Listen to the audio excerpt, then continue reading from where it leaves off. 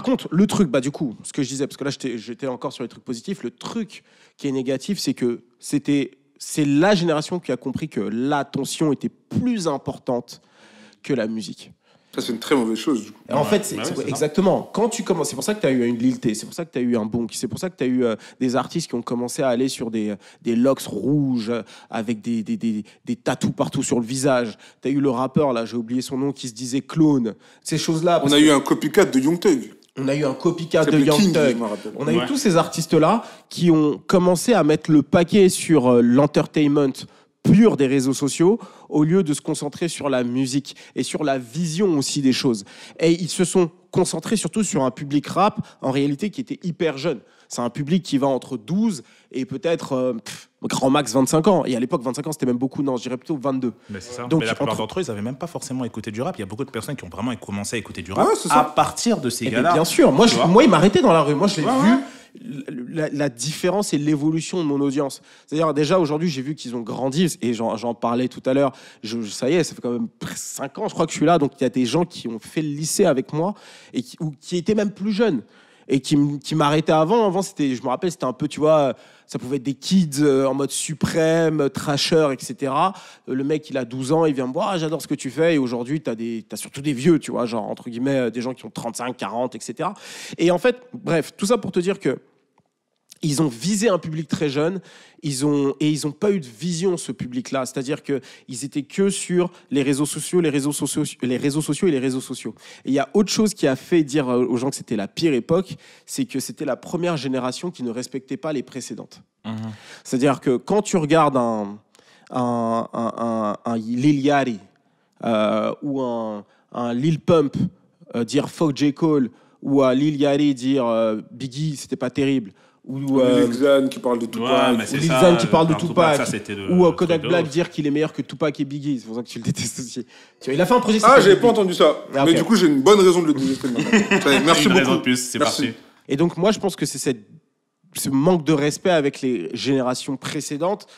Il n'y a pas eu ce besoin de connecter avec le passé pour continuer à faire vivre la culture, qui a fait que les gens de l'extérieur se sont dit, mais attendez, c'est quoi ces générations de petits cons ? Après, est-ce que ça faisait pas, excuse-moi de te couper, est-ce que ça faisait pas partie justement de ce clout, de justement se mettre à dos les générations ? Tu vois, par exemple, un mec comme J. Cole, des mecs comme Drake, quand ils arrivent, ils sont adoubés par l'ancienne génération, parce que eux-mêmes sont reconnaissants en mode, ouais, vous avez marché pour qu'on puisse courir.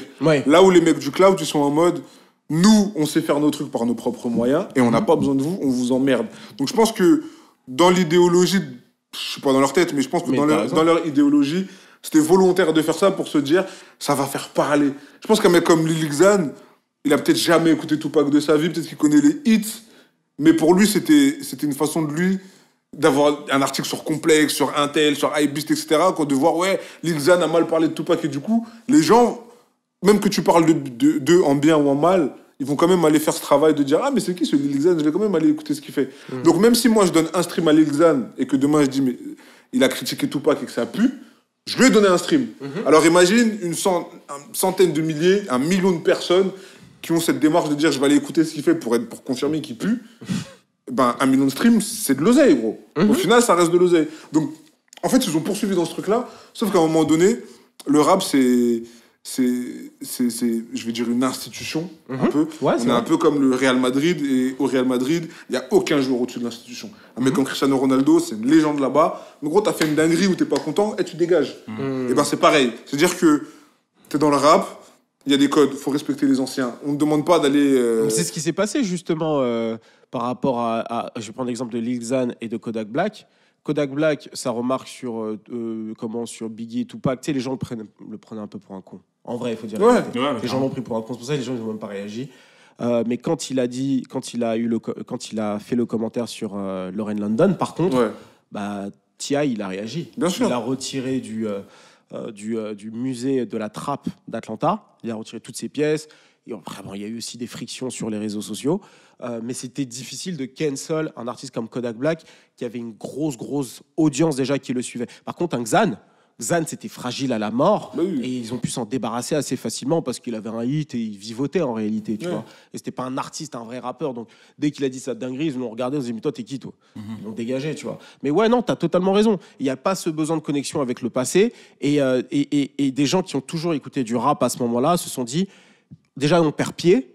Et en plus de ça, il y a moyen que là, ce soit la fin du rap que l'on connaisse. Et si les gens de la culture même ne font pas le pont avec le passé, eh ben, c'est sûr que dans le futur, ça va disparaître, tu vois. Et moi, je pense que c'est l'une des rares fois, je pense que tu as l'époque 2008 et 2011, et je pense que tu as totalement raison quand tu parles de cette époque-là. Mais encore, à cette époque-là, il y avait l'électro qui venait chercher le rap parce que le rap avait une force. Mais ça donnait de la musique de merde, mais au moins, il y avait le besoin du rap. Ouais. Là, c'était le rap qui existait avant, c'est grave de la merde. Bon, si tu as apprécié ce clip du Surculture Podcast, n'oublie pas d'aller regarder la vidéo qui s'affiche en ce moment sur ton écran. C'est le podcast en entier. Et n'oublie pas, on est disponible aussi sur toutes les plateformes de streaming, Spotify, Deezer, Apple, etc., etc. C'était Chris d'Iconic pour te servir.